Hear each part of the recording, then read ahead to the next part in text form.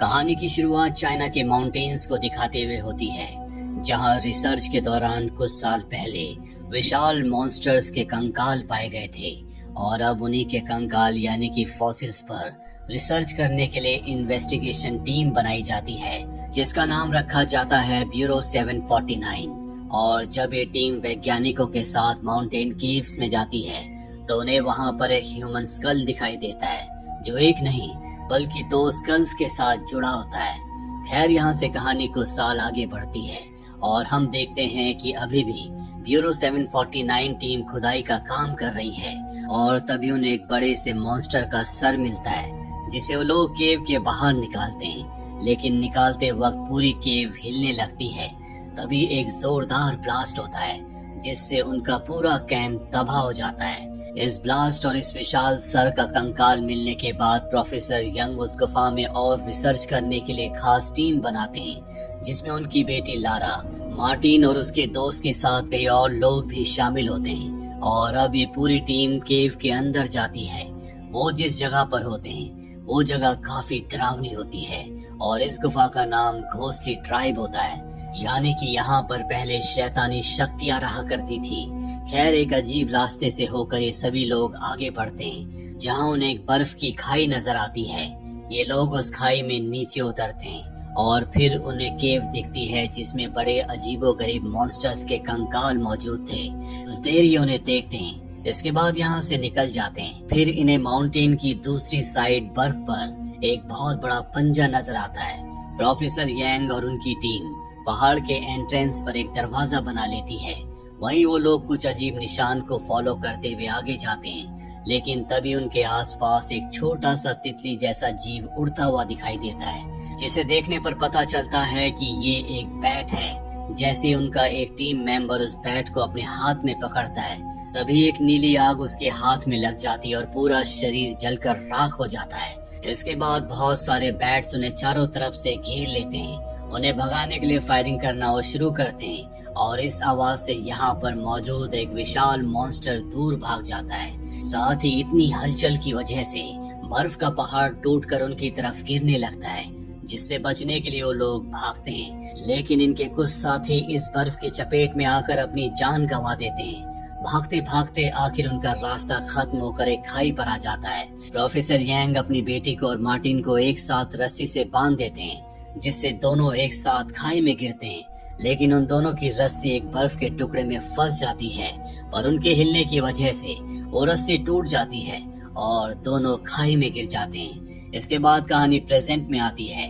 दरअसल ये सब कुछ साल पहले हुआ था, जहाँ पर हम मार्टिन को एक ट्रेन में बैठा हुआ देखते हैं। मार्टिन को भी समझ में नहीं आता कि वो जिंदा कैसे बचा। इसके बाद एक बार फिर से कहानी पास्ट में जाती है, जहाँ टीम के सिर्फ 4 लोग बचे थे, प्रोफेसर, उनकी बेटी, मार्टिन और मार्टिन का दोस्त। वो लोग मशाल जलाकर आगे का सफर तय करते हैं और अंदर जाने पर उन्हें टावर दिखाई देता है, जिसे देखकर प्रोफेसर बताते हैं कि ये कुल्लू का पवित्र महल है, जिसके अंदर शैतान को बंद किया गया था और प्रोफेसर सालों से इसी की तलाश में थे। इसीलिए प्रोफेसर अपने घुटनों पर बैठकर उसके सामने सर झुकाते हैं और जैसे कैंडल जलाते हैं तो उसमें लगी आग आसमान की तरफ जाने लगती है और पूरी गुफा में रोशनी हो जाती है, जिस रोशनी में टावर लाल रंग के बैट से घिरा हुआ होता है। प्रोफेसर कहते हैं कि इसे सिर्फ मार्टिन और उसकी बेटी ही खोल सकते हैं। इसीलिए दोनों एक दूसरे का हाथ पकड़कर जैसे ही टावर की तरफ बढ़ते हैं तो महल का दरवाजा खुल जाता है। टावर के अंदर की चोटी पर एक तेज रोशनी चमक उठती है, जो सीधा आसमान की तरफ जाती है और गुफा में बहुत से लोगों की आत्माएं दिखने लगती है।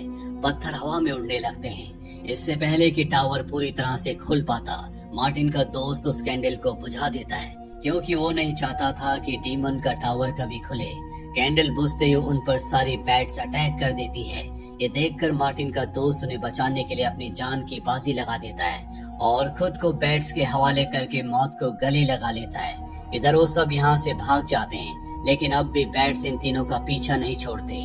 भागते भागते ये लोग झरने के पास पहुँच जाते हैं। मार्टिन बैट्स को भगाने के लिए मशाल से उन पर अटैक करता है, लेकिन एक बैट मार्टिन के कंधे पर काट लेता है, जिससे वही नीली आग जलने लगती है, जो देखकर प्रोफेसर की बेटी लारा आग बुझाने के लिए मार्टिन को झरने में धक्का दे देती है और अब लारा और उसके पिता प्रोफेसर भी पानी में कूद जाते हैं। पानी में लारा और मार्टिन एक साथ मिलते हैं, लेकिन एक बड़ा सा क्रिएचर आकर इन दोनों को अलग कर देता है और लारा को अपने मुंह में दबाकर दूर ले जाता है।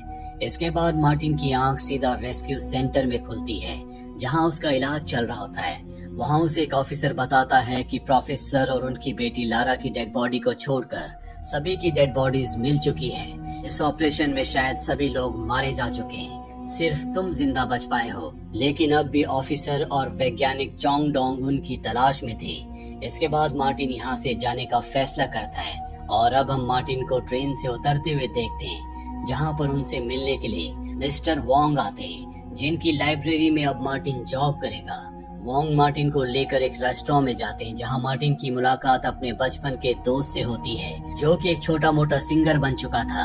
अगले दिन लाइब्रेरी में मार्टिन को प्रोफेसर यांग की रिसर्च की एक बुक मिलती है, जिसमें डेमन यानी कि शैतान के टावर का जिक्र किया गया था। इसके बारे में पढ़कर मार्टिन को समझ में आता है कि क्यों प्रोफेसर इसे खोलने की तलाश में थे, और वो जानते थे कि मार्टिन और उनकी बेटी ही इसे खोल सकते हैं, इसीलिए उन्होंने इन दोनों को आगे किया था।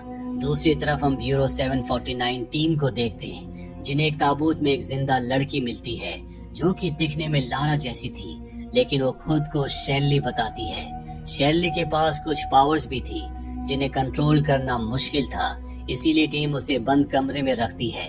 वही मार्टिन को लाइब्रेरी में एक के बाद एक प्रोफेसर की किताबें मिलती रहती है, जिन्हें खास पॉइंट किया गया था, जिससे मार्टिन को डीमन टावर की कहानी समझने में काफी मदद मिलती है। वहीं अब 3 साल तक पहाड़ों में छुपे रहने के बाद ब्यूरो 749 टीम प्रोफेसर को ढूंढ निकालती है। इस बीच वेस्ट चाइना में ओल्ड सिटी नाम की एक जगह पर कुछ रहस्यमय विशाल मॉन्स्टर्स हमला कर देते हैं। इस हमले से पूरा शहर तबाह हो जाता है। प्रोफेसर यांग ऑफिसर हैन को बताते हैं कि ये सब डीमन टावर यानी कि दूसरी दुनिया के दरवाजे के खुलने के बाद हमारी दुनिया में आ गए हैं। ये उस दुनिया के क्रिएचर्स हैं जो यहाँ पर तबाही मचा रहे हैं, और अब मुझे इन सब को खत्म करना होगा। उधर मार्टिन के कंधे पर बहुत ज्यादा तकलीफ हो रही होती है, इसीलिए जब मार्टिन डॉक्टर से मिलने जाता है, तभी उस पर नजर रखे ब्यूरो 749 टीम के लोगों को उसकी लोकेशन का पता चल जाता है। कुछ देर के बाद मार्टिन के कंधे का दर्द इतना ज्यादा बढ़ जाता है कि वो बर्दाश्त नहीं कर पाता। उसके कंधे में वही नीली आग जलने लगती है। ऐसा होते ही मार्टिन में बहुत सी शक्तियां आ जाती है, जिससे मार्टिन लाइब्रेरी का फर्नीचर भी हवा में उड़ा देता है। इस बीच वोंग, जो कि मार्टिन और लाइब्रेरी का मालिक था, वो वहाँ पर आ जाता है और ये सब देखकर नॉर्मल बिहेव करता है, और फिर मार्टिन को बताता है कि बैट के काटने की वजह से तुम्हारा खून मॉन्स्टर की शक्तियों में बदल गया है। इससे तुम्हारे पास शक्ति तो है, लेकिन यही तुम्हें हेल में यानी कि नर्क में भी ले जा सकती है।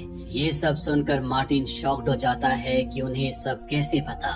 इतने में ही वोंग अपनी शक्तियों से इस लाइब्रेरी को पुरानी सी जगह में बदल देता है और बताता है कि 1000 साल पहले यहाँ पर एलियंस आए थे, और जिस जगह से उन्होंने धरती पर कदम रखा था वो रास्ता डीमन टावर था। वो टावर उन्हीं का है, लेकिन जब इन मॉन्स्टर्स ने लोगों को नुकसान पहुंचाना शुरू किया, तो तुम्हारे पूर्वजों ने उन्हें डीमन टावर में बंद करने के लिए अपने शरीर का इस्तेमाल किया, जिसके चलते डीमंस तो अपनी दुनिया में लौट गए, लेकिन कुछ ने ह्यूमंस का रूप ले लिया और यहीं पर रहने लगे और शादी कर अपना घर भी बसा लिया। अब क्योंकि मार्टिन के पूर्वज ने डीमंस पर काबू कर लिया था, इसीलिए मार्टिन डीमन टावर को खोल सकता था और पृथ्वी को मॉन्स्टर से मुक्त कर सकता था। इधर ब्यूरो 749 टीम के जो ऑफिसर होते हैं, वो प्रोफेसर के कहीं चले जाने से बहुत ज्यादा परेशान होते हैं, क्योंकि प्रोफेसर टीम को छोड़कर कहीं चले गए थे। इसीलिए ऑफिसर हैन मार्टिन से मिलकर उनसे प्रोफेसर को ढूंढने के लिए कहते हैं, लेकिन मार्टिन कहता है कि मैं उन्हें कैसे ढूंढूं। इस पर ऑफिसर हैन कहते हैं कि हमें कुछ समय पहले लारा ने बताया था कि तुम ही उन्हें ढूंढ सकते हो। दरअसल लारा जाग गई थी और उसकी जो पुरानी यादें थी वो भी वापस आ चुकी है, इसीलिए वो मार्टिन के साथ मिलकर अपने पिता को ढूंढना चाहती है। हालांकि वोंग मार्टिन को प्रोफेसर को ढूंढने से जाने से मना करते हैं, क्योंकि डीमंस उससे डीमन टावर खुलवाना चाहते हैं, लेकिन मार्टिन इसलिए जाने का फैसला करता है ताकि उसे पता चल सके कि लारा जिंदा कैसे हुई। इतने में ही डीमंस की आत्माएं यहाँ पर हमला कर देती है और फिर वोंग मार्टिन को जाने की इजाजत दे देता है। मार्टिन अपने बचपन के दोस्त के साथ लाइब्रेरी छोड़कर नॉर्थ चाइना की तरफ जाता है और उस टीम से मिलता है जो प्रोफेसर को ढूंढने में उसकी मदद करने वाली है। यहाँ मार्टिन लारा से मिलता है और बहुत खुश होता है, लेकिन लारा कहती है कि मैं शैली हूँ, और फिर पूरी टीम प्रोफेसर को ढूंढने के लिए निकल पड़ती है।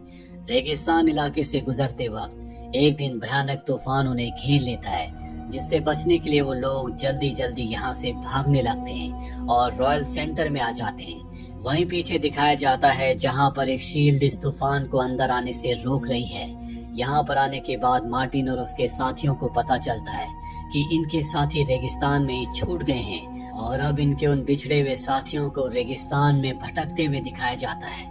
तभी उन पर एक बड़ा मॉन्स्टर हमला कर देता है, जिससे वो अपनी जान बचाने के लिए भागते हैं, लेकिन मॉन्स्टर उनके साथी को मारने में कामयाब हो जाता है। बचे हुए कुछ लोग कुएं के पास पहुंचते हैं तो वहां भी उन्हें मॉन्स्टर मिलता है, जो कि एक और साथी को मार देता है, और दो साथी बचकर टीम के पास आ जाते हैं और उन्हें उन मॉन्स्टर्स के बारे में बताते हैं। यह सुनकर मार्टिन वापस लौटने के लिए कहता है। बाकी की टीम प्रोफेसर को ढूंढने के लिए कहती है। अभी बहस चली रही होती है कि एक मॉन्स्टर यहाँ पर आकर इन पर अटैक कर देता है।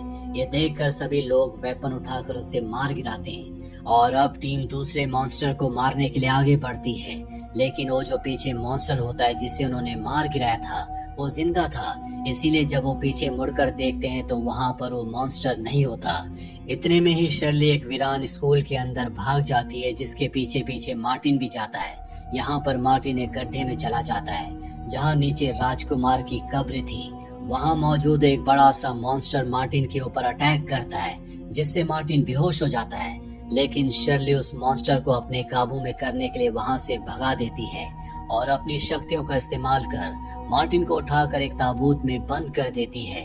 वही हम शहर में मॉन्स्टर्स को घूमता हुआ देखते हैं, जिन्हें मारने के लिए टीम एक बड़ी ऊंची बिल्डिंग पर चढ़ जाती है और वहां से मॉन्स्टर्स पर फायरिंग करती है, जिससे कुछ मॉन्स्टर्स तो मर जाते हैं, लेकिन कुछ टीम को मारने के लिए आगे बढ़ते हैं और टीम के 2 मेंबर्स को घेर लेते हैं, लेकिन वो किसी तरह से बच जाते हैं। उधर हम ताबूत में मार्टिन को देखते हैं, जिसे होश आ गया था।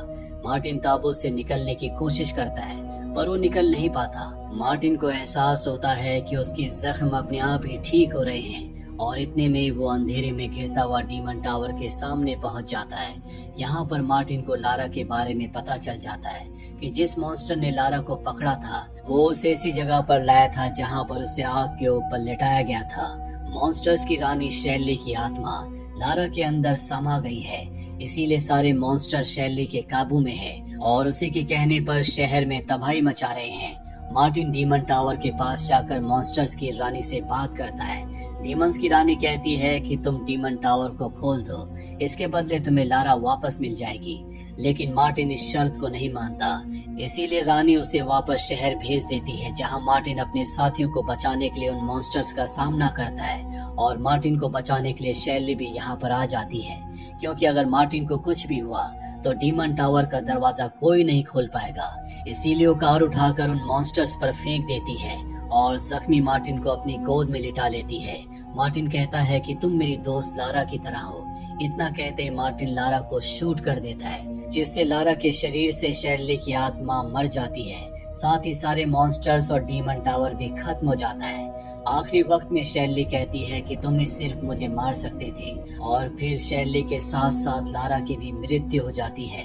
लेकिन मार्टिन लारा को खोना नहीं चाहता था, इसीलिए वो उसे उठाकर उस कॉफिन में लेकर जाता है जहां लोगों को जिंदा किया जा सकता था। और अब मार्टिन लारा को उस कॉफिन में लिटा देता है और जब उसके माथे को अपने माथे से टच करता है तो उसे लारा के अतीत के बारे में पता चलता है। उसे पता चलता है कि लारा के पिता जो प्रोफेसर थे, उन्होंने एक इंसान से नहीं बल्कि एलियन से शादी की थी, जिस वजह से लारा के अंदर उसके शरीर में एलियंस के गुण मौजूद हैं, जिससे वो मरे हुए लोगों को जिंदा कर सकती थी। साथ ही लारा की यंग एज में मरने की पॉसिबिलिटी थी और एक यही कारण था कि प्रोफेसर डीमन टावर की तलाश में थे, ताकि वो अपनी बेटी को बचा कर रखे, उसका इलाज ढूंढ सके।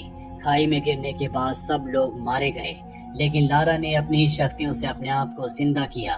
सिर्फ लारा के अंदर ही लोगों को जिंदा करने की पावर है, इसीलिए कॉफिन भी उसे जिंदा नहीं कर पाता। और आखिरी वक्त में लारा मार्टिन से कहती है कि मैं तुमसे बहुत प्यार करती हूँ, जिसके बाद उसकी मृत्यु हो जाती है। लारा की आखिरी विश थी कि मार्टिन उसके पिता को ढूंढे, इसीलिए मार्टिन उन्हें ढूंढने के लिए अपने साथियों के साथ आगे के सफर पर निकल पड़ता है। ये कहानी हमें सिखाती है कि जब बात पूरी दुनिया की सुरक्षा की हो तो इंसान को अपनी सबसे प्यारी चीज का भी बलिदान देना पड़ता है। मार्टिन ने लारा को खोकर दुनिया को बचा लिया, लेकिन उसका सफर अभी रुका नहीं, क्योंकि प्यार में दिए गए वादे को मौत के बाद भी निभाया जाता है। इसी के साथ ये फिल्म, ये कहानी यहीं पर खत्म हो जाती है।